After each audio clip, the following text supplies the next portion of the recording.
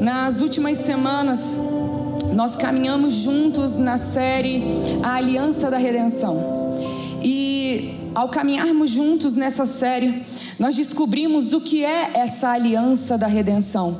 E a aliança da redenção nada mais é do que o plano de Deus, o pacto entre Deus Pai, Filho e Espírito, de antes da criação do mundo, desejar salvar a mim e a você.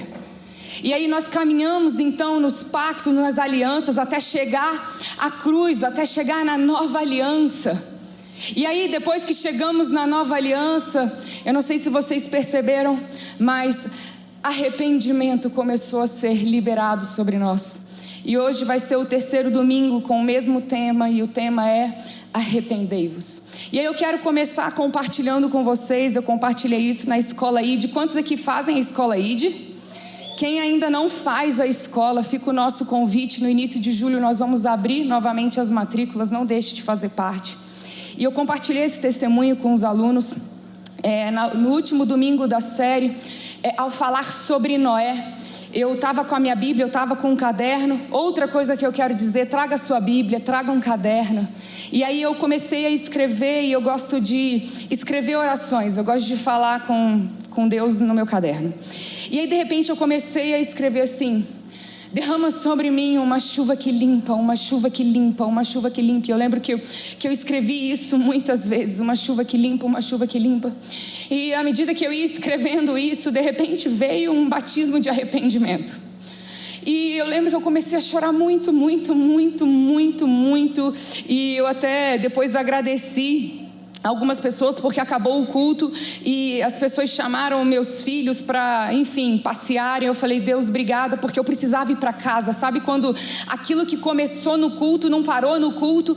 E eu fui para casa, e desde então, daquele dia, Deus tem falado comigo sobre um batismo de arrependimento.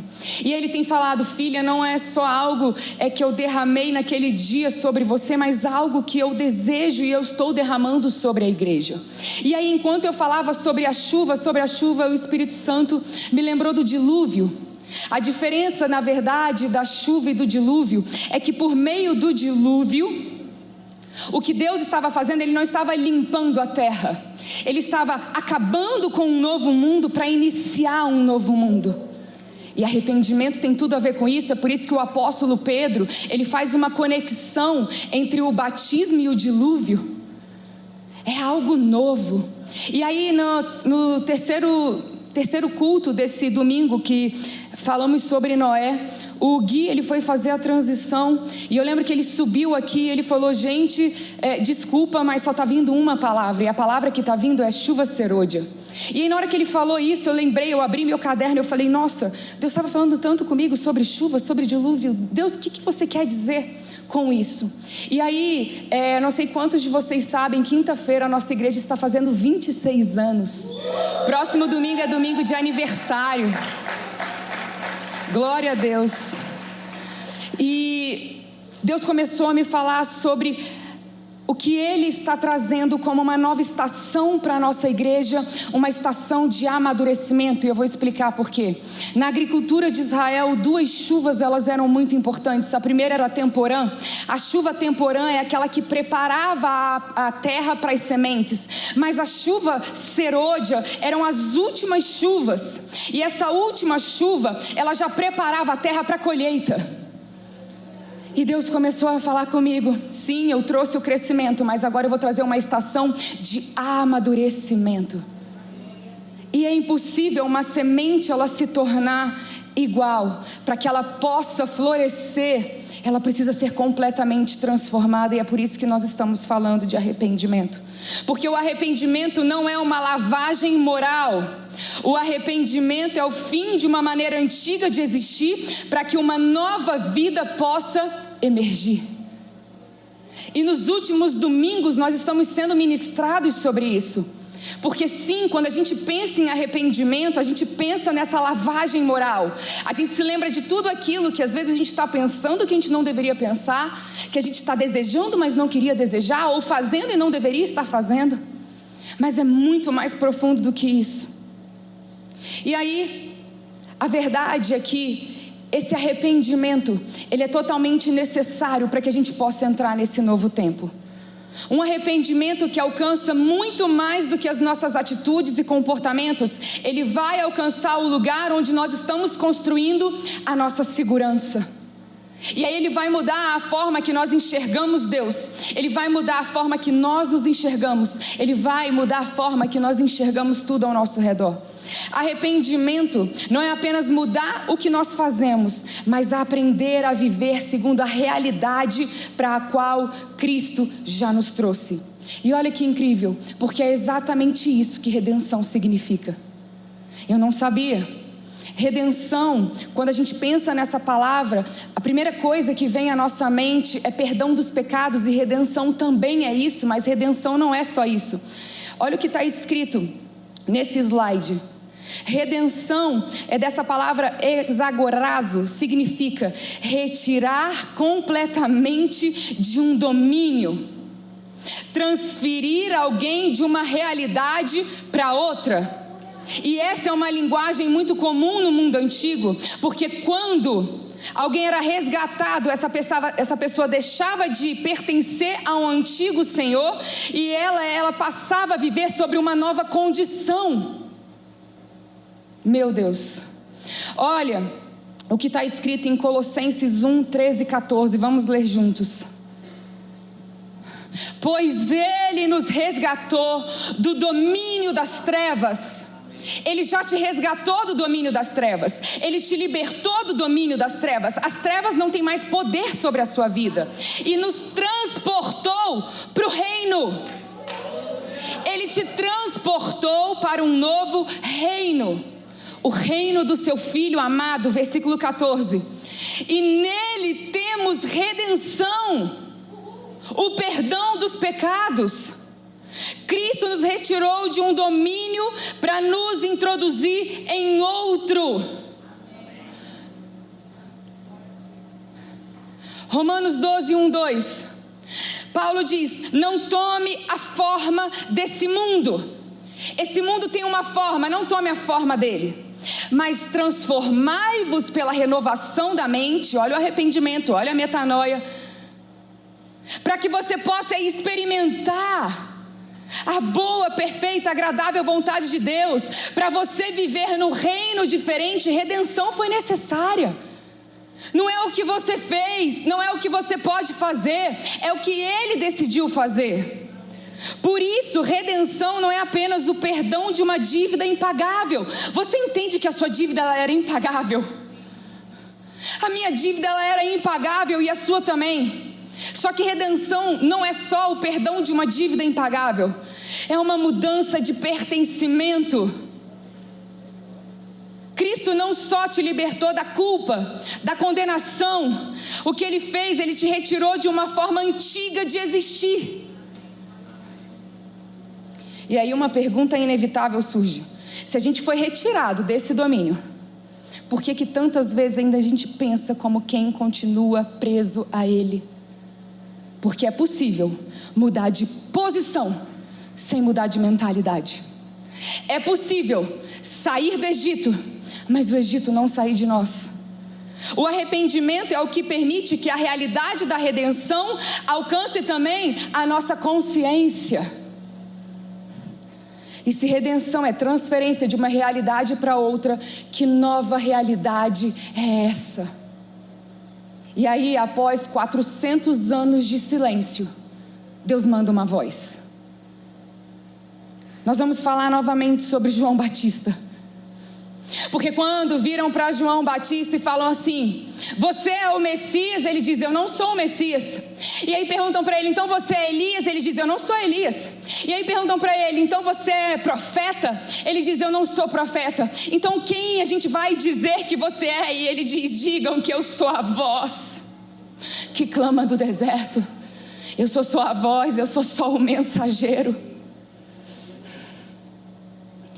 E é interessante observar onde essa voz aparece, porque após 400 anos de silêncio, já é uma grande ironia Deus enviar uma voz e não diretamente o Messias. Ele envia a voz, e essa voz ela não clama lá de Jerusalém, ela não clama do centro do poder, ela não clama de dentro do templo, ela clama do deserto. E aí quando João começa a pregar, ele não faz como a gente esperava.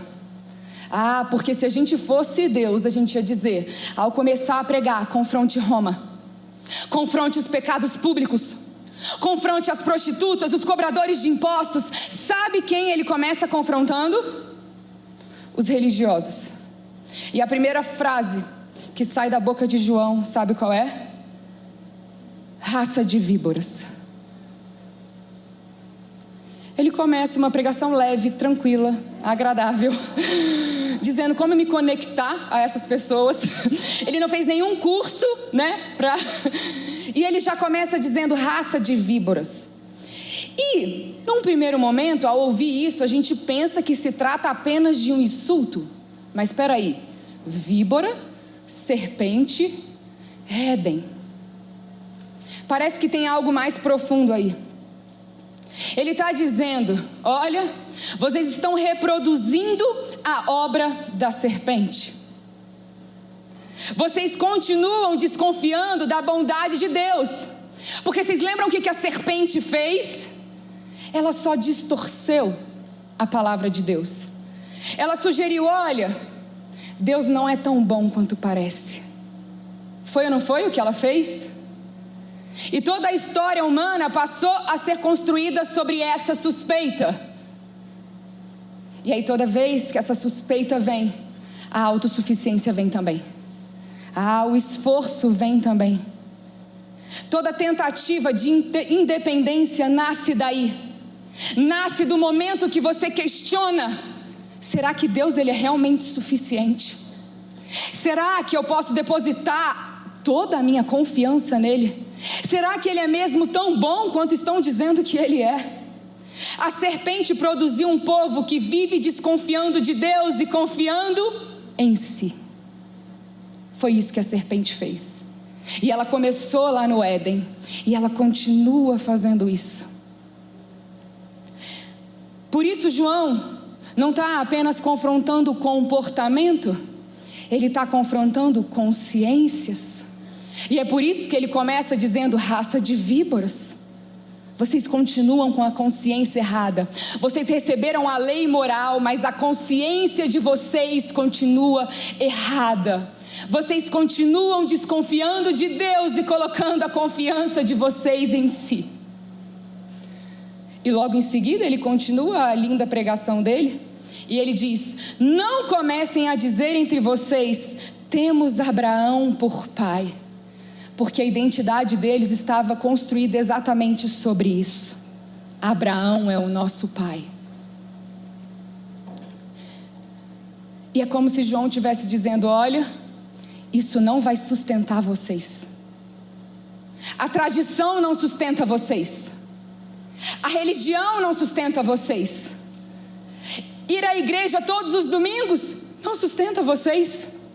Mas eu leio a Bíblia todos os dias. Não sustenta vocês. Não confie na sua tradição, no seu desempenho, na sua força.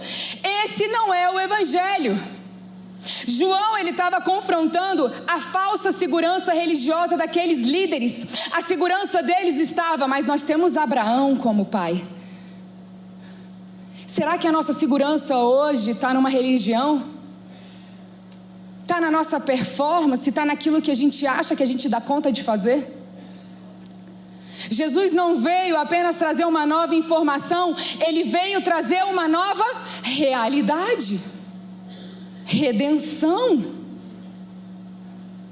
Nos tira de uma maneira de viver e nos transporta para uma nova maneira de viver. Mas é impossível viver essa nova realidade se a gente não abandona a velha. O evangelho não começa com aperfeiçoamento, começa com morte e ressurreição. O evangelho não é faça a sua parte. O evangelho não é melhore para se aproximar. O evangelho não é isso. O evangelho não é cumpra a lei. Cristo não veio melhorar Adão. Cristo veio inaugurar uma nova criação no último Adão. O objetivo dele não é melhorar a sua velha natureza. E é por isso que enquanto você continua olhando para você e tentando melhorar você, você não está vivendo o Evangelho. Você precisa morrer. Você precisa reconhecer: eu não consigo, eu não dou conta. João pregava: arrependam-se, porque o reino dos céus está próximo. Mas quando Jesus inicia o seu ministério, sabe o que ele diz? Arrependam-se, porque agora o reino chegou. O reino chegou. Agora olha que importante. Ele não diz: arrependam-se para que Deus venha. Ele diz: arrependam-se, porque Ele já veio. O reino não é consequência do arrependimento. O arrependimento que é a consequência da chegada do reino. Isso muda a forma que a gente entende o Evangelho. Deus não está esperando você mudar para se aproximar. Ele já se aproximou. A gente não pode inverter essa ordem. Sabe o que ele diz a Nicodemos? Ele diz: Nicodemos, quem não nascer de novo não pode ver. Ele não começa para Nicodemos dizendo: olha, quem não nascer de novo não pode entrar. Porque tudo começa com a percepção, com a consciência. Ele diz: não pode ver. Antes do problema da entrada existe o problema da percepção. É impossível entrar numa realidade que você não consegue enxergar. É por isso que o arrependimento é tão necessário. Porque se você não está se arrependendo, é porque você não está vendo. Ele quer mudar a sua percepção. Ele quer mudar a sua consciência, para que você, enxergando a verdade, o arrependimento venha. O que ele faz? Ele abre os nossos olhos. Sabe para quê? Para que a gente possa enxergar a verdade sobre Deus. Sabe quem revela para nós a verdade sobre Deus? Cristo, a imagem visível de um Deus invisível. Mas a gente vive quase como se a gente pudesse dizer: faz o seguinte com os evangelhos, tira todas as folhas, deixa só as últimas, porque o que importa para nós é a morte e ressurreição. Mas os evangelhos mostram um tipo de vida. O evangelho mostra que, lembra que a gente não toma a forma do mundo, a gente agora toma outra forma, a gente tem outro padrão, que é o de Cristo. Você já percebeu que se você anda muito perto de uma pessoa, você começa a se parecer com ela? O convite é: segue-me. O convite de Jesus é: segue-me. Você precisa andar comigo. Discipulado é contemplação. À medida que olhamos para Ele, somos transformados. Não inverta a ordem. Não pense: eu consigo transformar na minha força, eu vou dar conta, para então eu me aproximar. Ele já se aproximou. Não é a Shayla contemplando a Shayla. E naquele domingo que eu estava aqui, que eu recebi o batismo de arrependimento, a Shayla estava contemplando a Shayla, achando as faltas da Shayla, as falhas da Shayla. Mas o convite é: não olha para você, olha para mim. Esse é o arrependimento verdadeiro. E aí sabe o que acontece quando você começa a contemplar Jesus? Você descobre: Ele é muito melhor do que você imagina. E é por isso que arrependimento é necessário. Porque no fundo é que você acha que Ele não é tão bom assim. Ele não é tão bom assim para cuidar do seu dinheiro. Ele não sabe tão bem como cuidar do seu casamento. Ele não é tão digno assim da sua confiança. Não, olha, eu vou para a igreja, eu estou aqui, trago a minha família, eu sou uma boa pessoa, um bom marido, eu estou fazendo a minha parte. O evangelho ele é muito melhor do que você imagina. E aí quando você olhar para a verdade sobre quem Ele é, você vai falar: a minha antiga maneira de existir não cabe mais. Não cabe mais. O problema da humanidade nunca foi apenas o pecado, foi também uma compreensão distorcida sobre quem Deus é. E quando Cristo aparece, Ele corrige essa visão. E aí sabe o que acontece quando essa visão ela é corrigida? Porque sim, arrependimento tem implicações sociais. E aí eu me lembrei de Zaqueu. Se a gente tivesse que definir Zaqueu pelo que ele fazia, a gente chamaria Zaqueu de quê? Ladrão, traidor. E aí olha o que acontece nessa história. Zaqueu fica sabendo que Jesus ia passar pela cidade. E aí sabe o que Zaqueu faz? Zaqueu corre para poder ver Jesus. Sabe qual é o mais impactante dessa história? Zaqueu na sua força, ele até subiu numa árvore para ver Jesus, mas o impressionante é que quem viu ele primeiro foi Jesus. O evangelho é esse escândalo. Você acha que está correndo em direção a Deus, Deus que correu na sua direção. Você acha que está subindo alto, se esforçando para ver Deus, Deus já te viu. E aí ele vira para Zaqueu e fala o seguinte: Zaqueu, sabe o nome, me convém hoje estar na sua casa. Quê? Eu imagino todas aquelas pessoas, os discípulos ao redor dizendo: não, ele só pode estar de brincadeira. Tanta casa para ele entrar, vai entrar logo na desse ladrão, desse traidor. Merecia? E você merece? Sabe o que acontece depois que Jesus entra na casa de Zaqueu? Zaqueu diz: Senhor, eu vou dar metade dos meus bens aos pobres. E se eu extorquir alguém, eu vou devolver 4 vezes mais. Mas a ordem é: primeiro veio o encontro, depois a transformação. Primeiro veio a graça, só depois veio o fruto. Mas a gente quer inverter a ordem. Zaqueu, cheguei aqui na sua casa, né? Te falar algumas coisas. Primeira coisa, tá de brincadeira, né? Tu rouba, cara. Você tá errado. E a gente ia fazer de tudo para convencer Zaqueu do erro dele. Sabe o que convenceu Zaqueu do erro dele? O amor de Jesus, a bondade de Jesus. Porque o que nos conduz ao arrependimento é esse amor, é essa bondade. A graça não foi a recompensa pela mudança, ela foi a causa.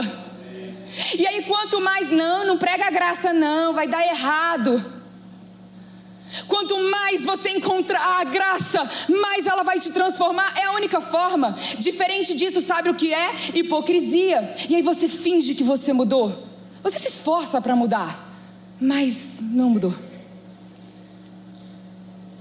João Batista dizia: produzam frutos dignos de arrependimento. Mas Jesus revela como isso acontece. Vamos ler João 15:5. E Jesus diz: eu sou a videira, nós, os ramos. Quem permanece em mim e eu nele, esse dá muito fruto. Porque sem mim nada podeis fazer. Sabe o que nada significa aqui? Nada. Agora não é incrível que ele não fala assim: sem mim vocês vão fazer um pouco menos.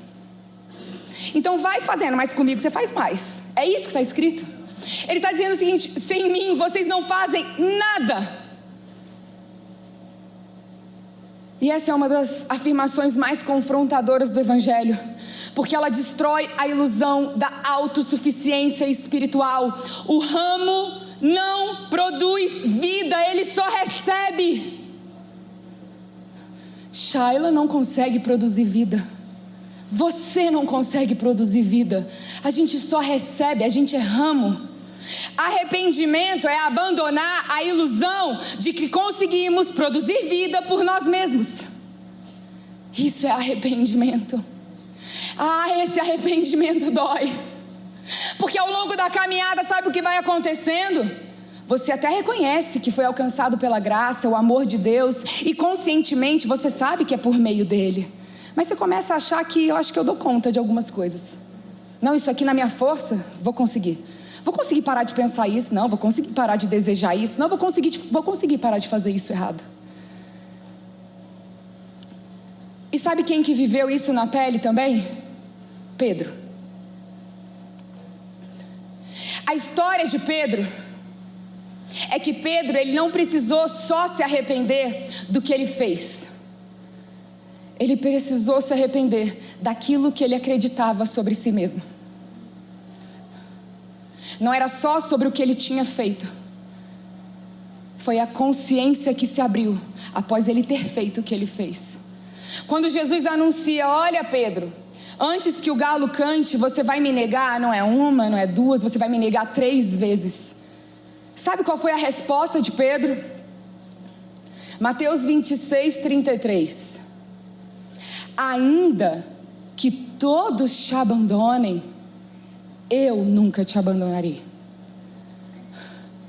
O problema é que claramente, sim, Pedro confiava em Jesus, mas o grande problema é que Pedro também confiava em Pedro. E essa frase pode até parecer uma declaração de amor, é ou não é? Mas Pedro está dizendo: olha, os outros podem cair, eu não. Os outros podem até falhar, eu não. Os outros podem fazer tudo errado, mas eu não. Talvez esse seja o pecado mais sofisticado que existe. Sabe por quê? Ele se veste de devoção, de espiritualidade. Olha, Senhor, como o meu amor por você é grande. Olha, Senhor, o que eu sou capaz de fazer por você. Eu não duvido que quando Pedro falou isso, ele realmente estava falando a verdade. Ele estava convicto: peraí, eu tô há 3 anos com Jesus. Ele mudou a minha vida, Ele transformou a minha vida, Ele me resgatou. Eu vi os milagres que Ele faz, eu caminho com Ele todos os dias. Como assim você está dizendo que eu seria capaz de te negar? Eu tenho certeza que ele estava sendo sincero e dizendo: eu nunca vou fazer isso com você, Jesus. Mas ele continuava sendo autoconfiante. Nós precisamos nos arrepender da nossa autoconfiança. Nós precisamos nos arrepender dela. Depois da 3ª negação, Lucas registra uma das cenas mais impressionantes do Evangelho. Lucas 22, 61. Então o Senhor voltou-se e olhou para Pedro. Eu imagino esse olhar. Eu imagino que esse não foi um olhar de raiva. Eu imagino que esse foi um olhar de misericórdia. E aí, em um dos evangelhos diz que Pedro, caindo em si, outro diz, ele começa a chorar amargamente. O que é um choro amargo? Será que o choro amargo é o choro do verdadeiro arrependimento? De quem percebe que não ama Jesus do jeito que achou que amava, mas que diante dessa falha, olha para Jesus e vê um Deus que continua amando apesar das nossas falhas, continua amando apesar dos nossos erros.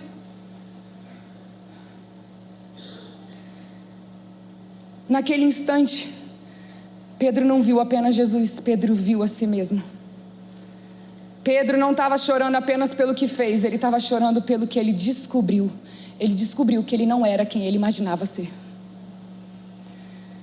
A graça nos liberta da autossuficiência. A graça nos liberta do desempenho e da força. Porque sabe o que acontece quando a gente acha que a gente vai conseguir? A gente descobre que a gente não consegue. E aí agora o Pedro inabalável não existia mais. O Pedro forte não existia mais. O Pedro que jamais cairia também não existia mais. O Pedro que acreditava conhecer a sua própria fidelidade teve que morrer naquela noite. Será que hoje pode ser uma manhã de morte para nós também? Onde a gente abre mão dessa autossuficiência. Onde a gente reconhece que na nossa fidelidade não dá.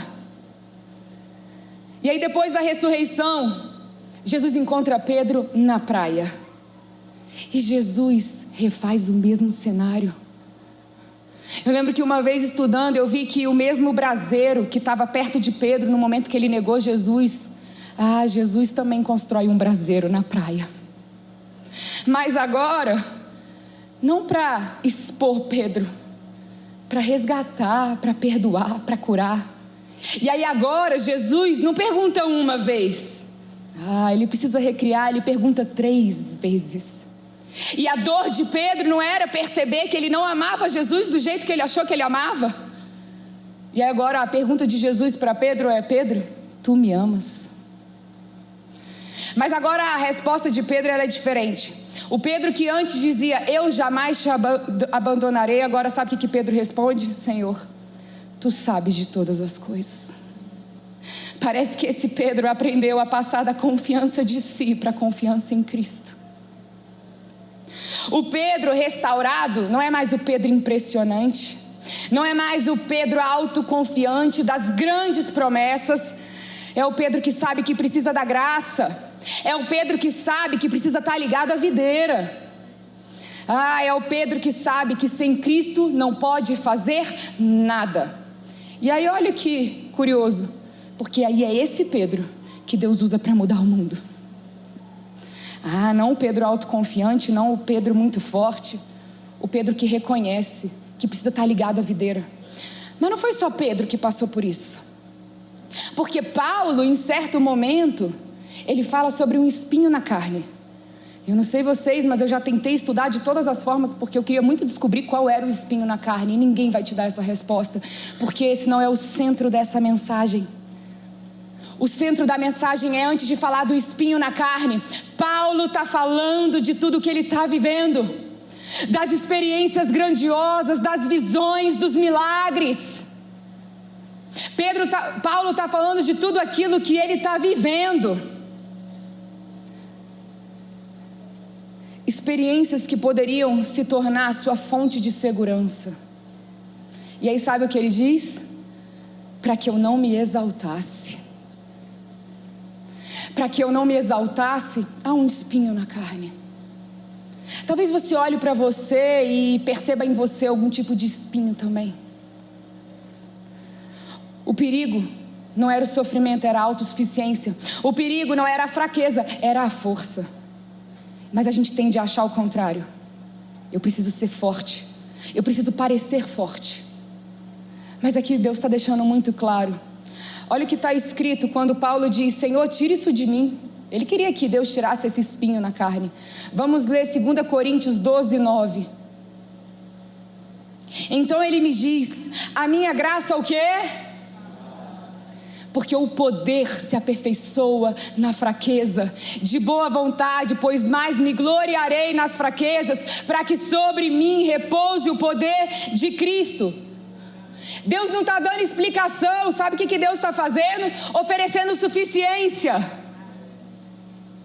Eu não vou gastar tempo, Deus está dizendo, oferecendo uma explicação sobre isso, porque não é isso que vai te salvar. O que te salva é você perceber, a minha graça te basta. A minha graça é suficiente na sua vida. Não é o seu esforço, mas a minha graça. É a sua graça, ponto. Paulo, como se Deus estivesse dizendo, você acha que precisa perder o espinho, mas eu estou tentando te mostrar que você precisa descobrir algo maior. A minha graça é suficiente, Paulo. Será que a gente consegue descansar nessa verdade? Diante de tudo que vivemos, diante de tudo que passamos, será que a gente consegue descansar na verdade que a graça é suficiente? Quando eu tive a experiência do arrependimento, eu precisei passar da confiança em mim para a confiança em Deus. Não que eu não confiasse em Deus, mas de maneira muito sutil, a gente começa a acreditar que a gente é capaz. Passar da confiança no amor próprio para o descanso no amor de Cristo. Passar da confiança da minha fidelidade para o descanso na fidelidade de Cristo. O arrependimento mais profundo talvez não seja perceber o tamanho dos nossos pecados, talvez seja perceber o tamanho da nossa dependência. E é por isso que ao ler as cartas de Paulo, vocês vão perceber, nós percebemos que cada vez mais ele se percebe menos. E ele chega a dizer, olha, dos pecadores, o qual eu sou o pior. Você acha que você está vendo algo ruim em mim? Eu sou muito pior do que você imagina. Talvez ele tenha crescido nessa dependência. E talvez esse seja o maior arrependimento.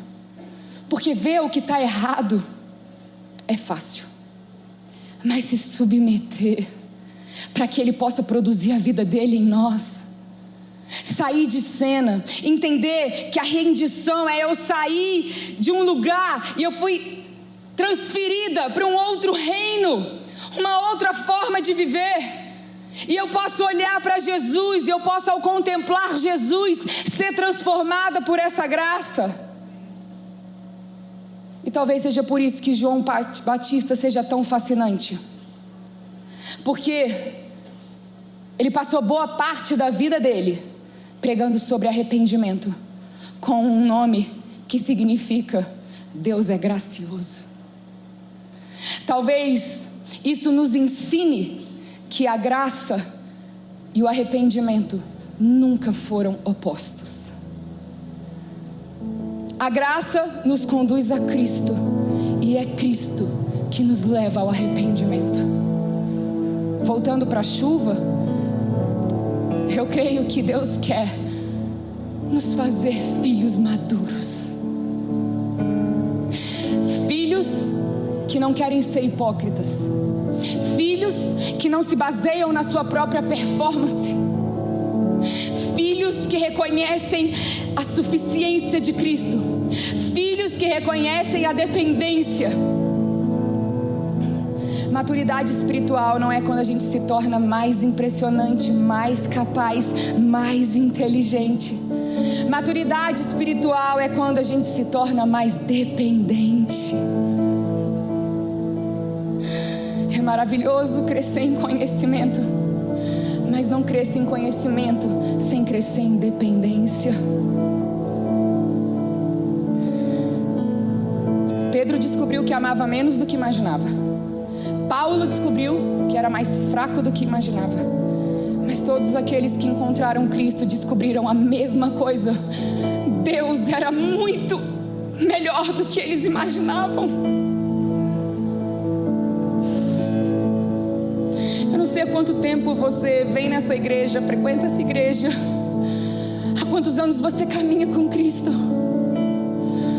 mas você ainda pode se arrepender disso, e eu também, de reconhecer que Deus é muito melhor do que a gente imagina. E aí, quando a gente percebe que Ele é muito melhor, a gente entrega tudo. Porque se você sabe que Ele é muito melhor, você sabe que Ele é digno da sua vida, Ele é digno da sua confiança, Ele é digno do seu dinheiro, Ele é digno do seu casamento. Talvez durante muito tempo você tenha tentado sustentar a sua vida cristã. Quantas vezes eu me pego tentando sustentar a minha vida cristã? E aí talvez na sua força você está tentando sustentar a sua fé, o seu casamento, o seu ministério, a sua identidade. Tentando sustentar o que só Cristo pode sustentar. Você já entregou para Ele. Hoje é dia de batismo de arrependimento. A autossuficiência precisa morrer. Jesus está dizendo para nós: a minha graça basta. E o que nós vamos fazer agora? Nós vamos ceiar. Eu vou pedir para a equipe da ceia distribuir a ceia, por gentileza, porque a ceia nos lembra que a nova aliança, ela é sustentada pela fidelidade de Cristo, não a nossa. E aí o que eu quero é que hoje, ao pegar o corpo e o sangue de Jesus, você seja batizado em arrependimento. Você reconheça que essa nova aliança que você vai estar segurando, os símbolos dela nas suas mãos, ela é sustentada pela fidelidade de Jesus. Só Ele resolveu de uma vez por todas. Ele fez uma obra completa. E eu queria que você hoje ceasse com essa consciência. Nós vamos louvar enquanto eles distribuem a ceia.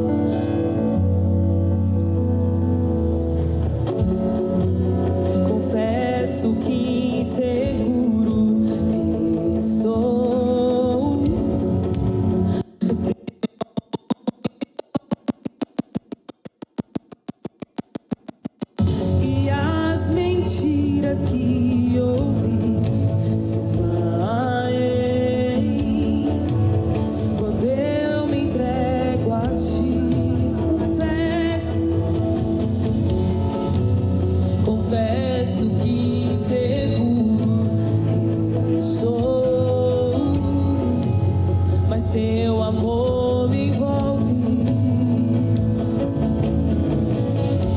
E as mentiras que ouvi se esvaem quando eu me entrego a ti, e para ti eu vou, e para ti eu vou, e para ti eu vou. Pai, eu oro para que os teus filhos não se distraiam. Não se distraiam. O que você está fazendo aqui no nosso meio é tão precioso. É tão puro.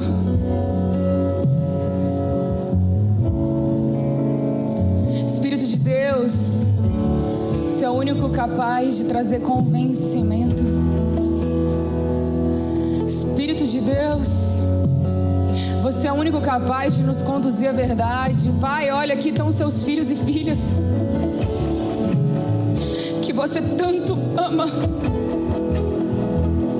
vivendo muitas vezes cansados e sobrecarregados, vivendo na autossuficiência, vivendo no próprio esforço, olhando para o próprio desempenho, se apoiando na religião, na espiritualidade, no que fazem, e deixando de receber, Deus, o presente do Evangelho, que é a tua suficiência, a tua graça.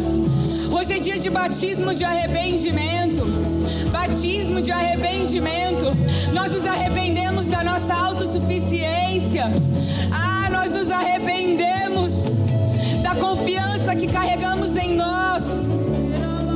Nós nos arrependemos por deixar de acreditar na tua bondade e no teu amor.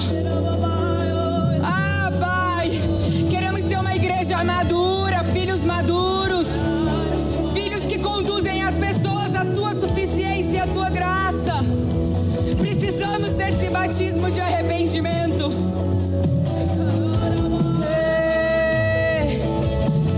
Eu quero que você olhe para a ceia. E eu quero que ao olhar para essa ceia, que você veja o próprio corpo e o próprio sangue de Jesus. Sabe por quê? Porque Ele decidiu antes de criar o mundo, Ele decidiu que valia a pena morrer por você. Ele decidiu que valia a pena trocar de vida por você, pegar a sua vida quebrada e te entregar a própria vida dele. E Ele decidiu não te deixar sozinho. Ele falou: eu envio o meu Espírito, eu envio o meu Espírito. E você vai ceiar hoje, e você vai ceiar com essa consciência. Pai, aqui está esse suco, esse pão, que não são mais suco e pão, é a tua própria carne, o teu próprio sangue, garantindo que estamos numa nova aliança, uma nova aliança baseada na tua fidelidade e não na nossa. E nós vamos ceiar com essa consciência. Aleluia. Quem puder ficar de pé, vamos adorar o Senhor nessa manhã, com toda a nossa consciência de rendição. Levante, uma adoração profunda nesse lugar. Ele é merecedor. E me lembraste de tuas promessas, me moldaste até o meu ser desfeito ser. Teu amor me envolve, não há medo em teu amor, capturou-me. Eu vou dizer pra vocês o que está acontecendo. Deus me falou que pessoas aqui, que tem pessoas carregando culpa pelo que fizeram. Deus manda eu te dizer: fala a verdade, fala a verdade, fala a verdade. Mas se eu falar a verdade, como é que eu vou ter que lidar com tudo isso? Fala a verdade. Você faz parte de um novo reino, esse reino é da verdade. Eu via pessoas que acham que têm doenças, mas na verdade o que elas carregam é culpa. E ao peso dessa culpa, hoje você vai ser curado. Cura sendo liberada. Cura sendo liberada. Mulheres que fizeram aborto. Cura sendo liberada. Cura sendo liberada. Você que pegou dinheiro que você não deveria pegar, devolve. Foi o que Zaqueu fez. É um novo reino. É uma nova forma de viver. Eu oro por libertação de cura. Eu oro por libertação de culpa, de condenação. Aleluia, aleluia. Aqui na frente tem o time profético. E vocês vão perceber que hoje no time profético há crianças também. Mas crianças podem orar. Crianças carregam o mesmo Espírito. E eu queria que todos aqueles que quiserem uma oração venham à frente.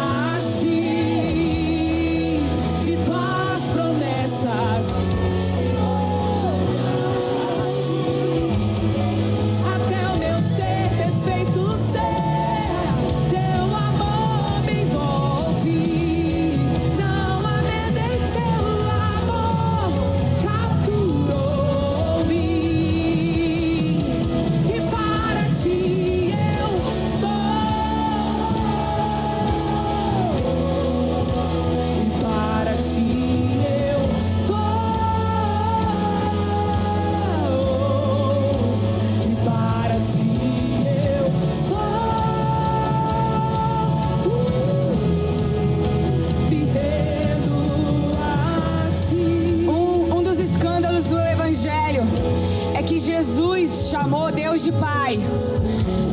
E Deus está aqui falando comigo algo que parece muito simples, que é o seguinte: tem pessoas aqui que a questão é, você não consegue lá no seu íntimo colocar Deus como seu pai, porque de alguma forma o pai que você teve não foi um pai tão digno assim da sua confiança.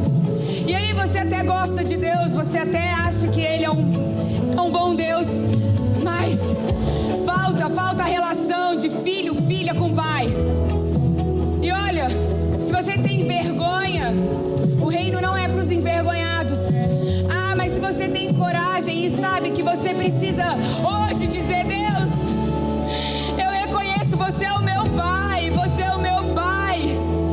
Eu vou pedir para você levantar a sua mão. Aleluia. Aqui estão mãos levantadas de filhos que viviam como órfãos, mas que a partir de hoje não viverão mais. Aqui estão filhos que hoje, Deus, que hoje com as mãos levantadas eles querem dizer e reconhecer: você é o meu pai, o pai que cuida, o bom pai.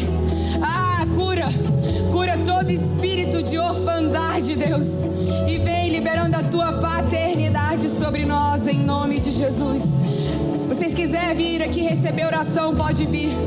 Nós vamos continuar adorando. Vão na graça e na paz.